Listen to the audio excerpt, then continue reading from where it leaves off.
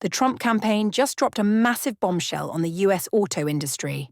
The $7,500 consumer tax credit for EVs is on the verge of being eliminated. This isn't just a policy tweak. It's a potential game changer that could redefine the automotive industry as we know it. If you're wondering why this matters, or how it could impact you, stick around. We're diving deep into why this move could spell the end for legacy automakers and what it means for the future of electric vehicles. Here's the crux of the matter. The $7,500 tax credit was more than just a nice perk for buying an electric car. It was a critical catalyst, a lifeline intended to accelerate the adoption of EVs and help traditional automakers transition into the electric era. Now, with that lifeline being cut, we're at a pivotal crossroads. Will legacy automakers rise to the challenge, or have they already missed the boat? To fully grasp the magnitude of this development, let's rewind to 2008. The US government introduced the $7,500 EV tax credit under the Energy Improvement and Extension Act. The aim was straightforward yet ambitious: reduce dependence on fossil fuels, combat climate change, and spur innovation in the automotive sector. The credit applied to the first 200,000 qualifying vehicles sold by each manufacturer, a substantial incentive designed to level the playing field and encourage competition. With the Inflation Reduction Act that was introduced in 2022 post-COVID, the 200,000 cap was removed in favor of strict manufacturing and supply chain restrictions that would incentivize automakers to onshore production in the United States. Fast forward to today, and the landscape is dramatically different, but perhaps not in the way policymakers envisioned. Tesla, the poster child for electric vehicles, sold approximately 1.8 million vehicles globally in 2023, marking a 37.7% increase from the previous year.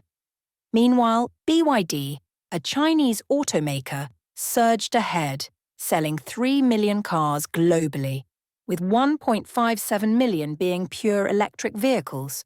So where do legacy automakers stand in this electrifying race? Unfortunately, lagging far behind. Ford, one of America's automotive giants, lost about $36,000 per EV sold in 2023. Yes, you heard that right. $36,000 lost per vehicle. Their Mach-E product is projected to lose between $5 billion and $5.5 billion in 2024 alone. This isn't just a minor setback, it's a colossal financial hemorrhage. But Ford isn't alone. Many traditional automakers are grappling with profitability in their EV divisions. Despite the generous tax credit designed to cushion the financial blow, they've struggled to make electric vehicles that consumers want and can afford, let alone turn a profit on them. Even startup EV makers like Rivian and Lucid continue to hemorrhage money years into their production ramp, with both companies needing to raise massive amounts of cash in order to stay afloat, losing as much as $300,000 per unit sold in the case of Lucid. This stands in stark contrast to Tesla, which has been consistently making profitable electric vehicles since 2019. This brings us to the central question. Why, despite the substantial incentives, have legacy automakers failed to produce compelling and profitable electric vehicles? The answer lies in a combination of complacency, resistance to change, and strategic missteps. Legacy automakers have been slow to invest in dedicated EV platforms and battery technology. Instead of innovating, they've tried to retrofit electric drivetrains into existing models, resulting in vehicles that are neither cost-effective nor particularly appealing to consumers. Tesla, in contrast, took a different path. Achieving profitability in 2019 after 16 years of relentless focus on innovation, Tesla didn't just build electric cars, they revolutionized the concept of personal transportation. Their vertical integration, controlling everything from battery production to software development, has given them a competitive edge that's hard to match. Their supercharger network, for example, offers unparalleled convenience for Tesla owners, something other automakers have yet to replicate. Now, with the potential elimination of the $7,500 tax credit, the stakes have never been higher. For Tesla, this might mean a temporary dip in US sales, but their global presence and established profitability provide a buffer. For legacy automakers, however, this could be catastrophic. They've relied on the tax credit to make their overpriced and underwhelming EVs somewhat palatable to consumers. Without it, they have little to offer that can compete on merit alone. Let's delve deeper into why this is happening. First, the issue of profitability. High upfront investments in EV technology and production facilities are inevitable, but the returns are supposed to come in the long term. Tesla understood this and was willing to endure years of losses to achieve their vision. Legacy automakers, driven by quarterly earnings reports and shareholder expectations, have been unwilling or unable to make similar sacrifices. Second, supply chain challenges. Legacy automakers are grappling with adapting their existing processes and supply chains to EV production. They're used to dealing with internal combustion engines, not batteries and electric motors. This transition isn't just about swapping out parts. It's a fundamental overhaul of manufacturing processes, supplier relationships, and workforce skills. Third, product-market mismatch. North American automakers have been focusing on oversized EV trucks and SUVs, vehicles that are expensive to produce and purchase. The average price for most legacy EVs hovers around $50,000, making them inaccessible to a large portion of the market. In contrast, companies like BYD offer affordable electric vehicles, thanks in part to government subsidies and a vertically integrated supply chain that extends from lithium mines to dealerships. So, what does the removal of the tax credit mean in this context? For consumers, the immediate impact is obvious. Electric vehicles just got more expensive. That $7,500 was a significant factor in making EVs competitive with their gas-powered counterparts. Without it, many might reconsider making the switch, slowing down the EV adoption rate in the US. For the industry, it's a pressure cooker. Legacy automakers can no longer rely on government incentives to mask their inefficiencies and lackluster offerings. They must now compete on a level playing field, and the playing field favors those who have been innovating all along. This brings us back to Tesla. While they may feel some short-term pain, their long-term outlook remains strong. They've built a brand and a product lineup that resonates with consumers globally. Their focus on continuous innovation, from battery technology to autonomous driving software, positions them well for the future. On the other hand, legacy automakers are running out of time. The window to adapt and innovate is closing rapidly, especially with the advent of autonomy. Autonomous vehicles represent not just a new product, but a new business model, one that requires expertise in software, artificial intelligence, and massive data processing. These are areas where traditional automakers have little experience and, historically, little interest. Consider this. Companies like Waymo and Tesla are miles ahead in autonomous driving technology.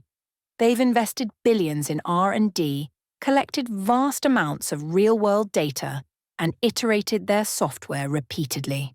Legacy automakers are playing catch-up in a game where the leaders have already lapped them multiple times. Meanwhile, international competitors are not sitting idle. Chinese companies, backed by aggressive government support, are expanding their global footprint. BYD's success isn't an isolated case. It's indicative of a broader trend where Chinese manufacturers are poised to dominate the EV market. The US risks being left behind, not just in EV adoption, but in shaping the future of transportation. The elimination of the tax credit could exacerbate this trend unless drastic action is taken. Unless, of course, Tesla continues on its path of massive market dominance, single-handedly carrying the US into a new automotive future. So, what needs to happen? For legacy automakers, it's time for a radical shift. They must prioritize investment in EV technology, develop dedicated electric platforms, and rethink their approach to innovation. This isn't about tweaking existing models, it's about embracing a new paradigm. They need to attract talent in software development, battery technology, and autonomous systems. They must foster a corporate culture that values agility and forward-thinking over tradition and complacency. For policymakers, perhaps the focus should shift from consumer tax credits to supporting R&D and infrastructure development. Investing in charging networks, battery research, and incentivizing innovation could yield better long-term results than subsidies that merely mask underlying issues. For consumers, it's essential to stay informed and demand better. The market responds to consumer behavior, and if buyers prioritize innovation, efficiency, and sustainability, manufacturers will have no choice but to adapt. But let's not overlook the human element in all of this. Thousands of jobs are at stake. Workers in traditional manufacturing roles may find their skills obsolete in the new automotive landscape. Companies need to invest in retraining and education programs to help their workforce transition to new roles. Moreover, the environmental implications are significant. Slowing down the adoption of EVs could have adverse effects on efforts to combat climate change. Transportation is a major contributor to greenhouse gas emissions, and electrification of vehicles is a critical component in reducing our carbon footprint. Even though there's a lot of controversy around the impacts of humans on climate change, everyone prefers cleaner air, and EVs unequivocally offer this. The elimination of the tax credit is a complex issue with far-reaching consequences. It's easy to view it as a setback, but perhaps it's the wake-up call the industry needs. Disruption often paves the way for innovation. The companies that can pivot quickly, embrace new technologies, and meet the changing demands of consumers will thrive. Those that can't will become relics of a bygone era. As we stand at this crossroads, one thing is clear. The future of transportation is electric and autonomous. The question is not whether we will get there, but who will lead the way. So what does this mean for you? If you're a consumer, it might mean re-evaluating your options and considering the long-term benefits of investing in an electric vehicle, even without the tax credit. If you're part of the industry, it's a call to action, to adapt and innovate. And if you're a policymaker, it's an opportunity to rethink strategies to support sustainable transportation. In the end, the elimination of the $7,500 EV tax credit could be a blessing in disguise. It strips away the safety net that allowed complacency to fester.